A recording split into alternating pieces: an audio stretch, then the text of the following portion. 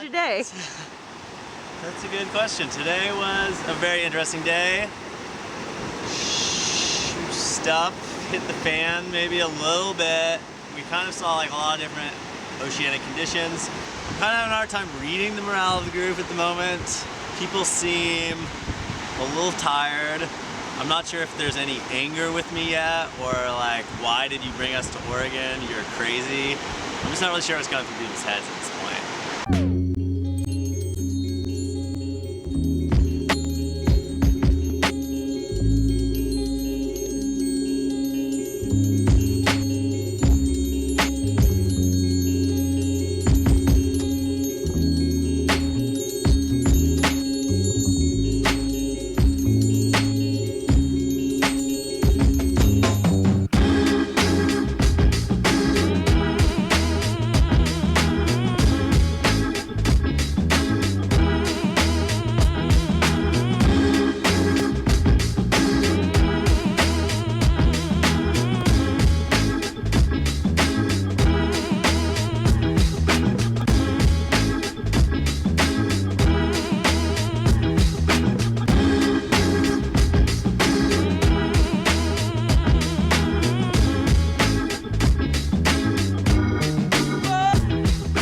So we've paddled from Port Orford, Oregon, which is just south of the westernmost point in Oregon, and we're now nearly to Brookings, Oregon, which is a stretch of about 60 miles.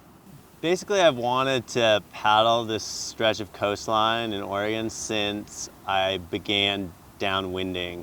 Having grown up here, I knew it's really windy during the summertime, and I just knew it would be perfect for downwinders.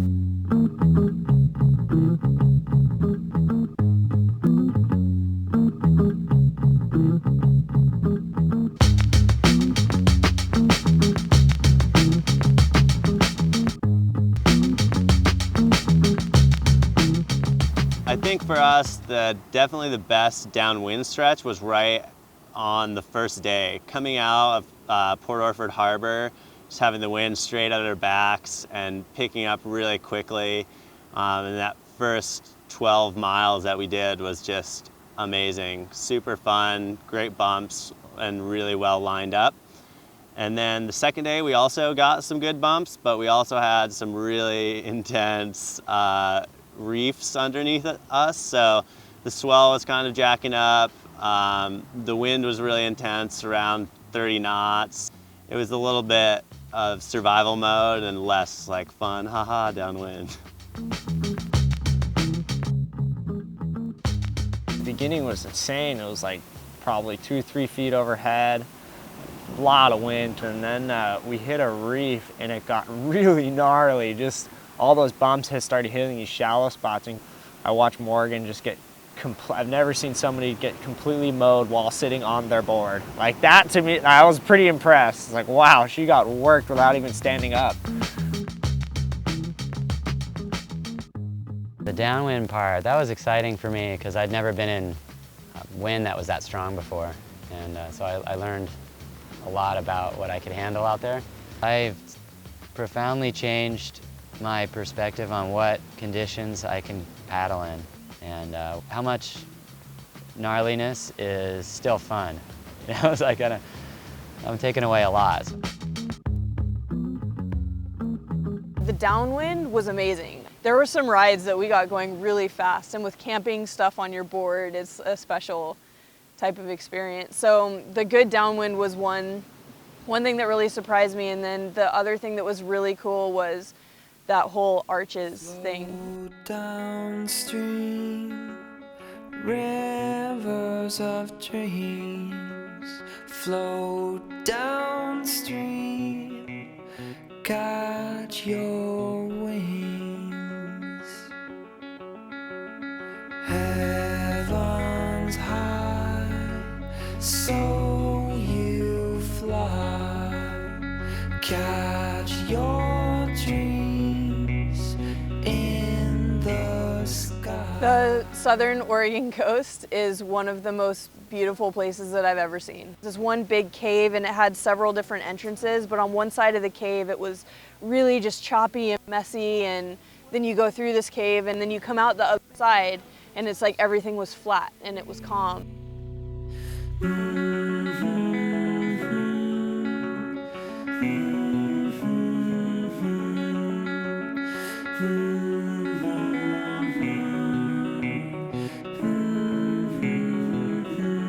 It was a little bit foggy, so there was this weird sort of eerie kind of vibe to it, and you're paddling around these big rocks and it just seems like you were in another time or another place or something. It was kind of an interesting, it was one of the coolest places I've ever seen.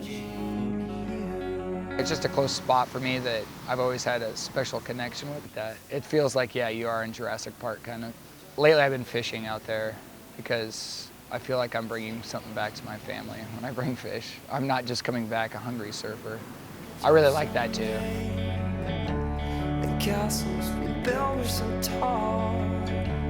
They only left us For Luke, I know that's close to his home and close to his heart. It's that really beautiful stretch, and he knows it really well. He spends a lot of time out there fishing with friends, but I also think fishing by himself.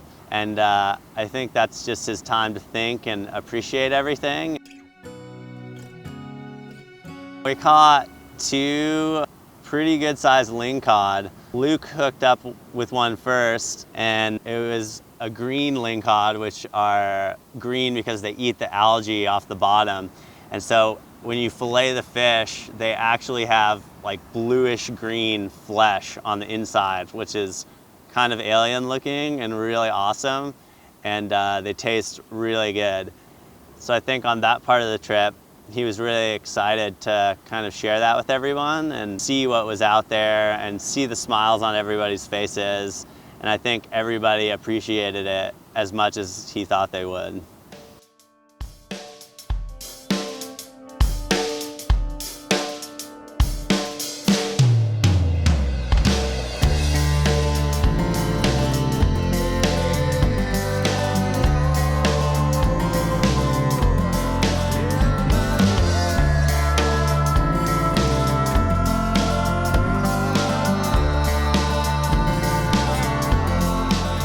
The Samuel H. Boardman Scenic Corridor is what it's called.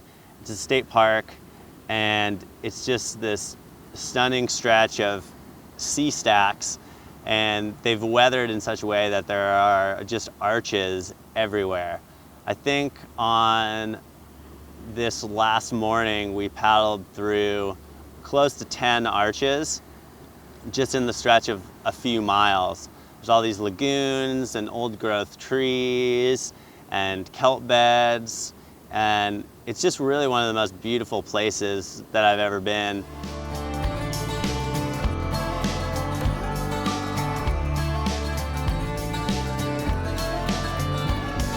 And I'm just, feel lucky to be alive. I mean, the spot that Will and the crew chose to camp out for the night is pretty unbelievable. There's a big arch over there. There's a pool up there, up on the cliff you can hike into and take a bath if you like.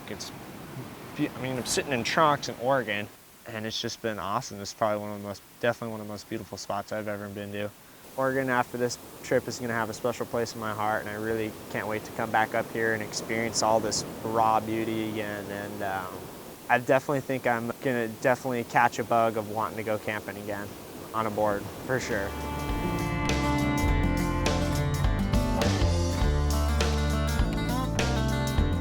Honestly, I always loved the paddling. I love being on the water, but I think sitting around the campfire is maybe my favorite part of the whole experience, because you're kind of rehashing what's happened throughout the day. You're telling stories, and especially on a trip like this where you have such a variety of conditions, from great downwinding to flat water fishing adventures to really gnarly conditions. It's just you have so much to talk about, and it's what really makes for a good story and a good time for everybody.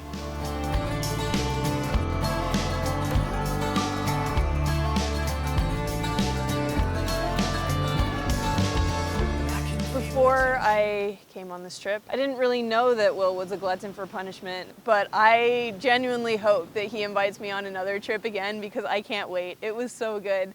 It hurt in the best possible way. And there were times, I'm not gonna lie to you, there were times when I was like, I don't wanna do this anymore. But then as soon as you get to the beach, it was all worth it again. We have this thing together. This happens with our surfs, that we enjoy the punishment of Mother Nature sometimes. Like gluttony, we like the gluttony that Mother Nature will smack down on us, so he knows what I like. I think it's one of those things that, like, in the adventure world, when people talk about it, it's called type 2 fun.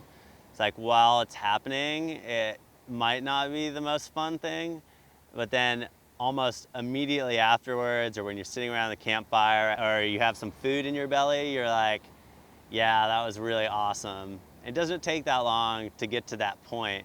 And I think those hard moments are what really make the trip for certain types of people. And I think every person that was on this trip was that type of person that really enjoys those challenges, really enjoys pushing themselves. And I think that's really what made the trip so special.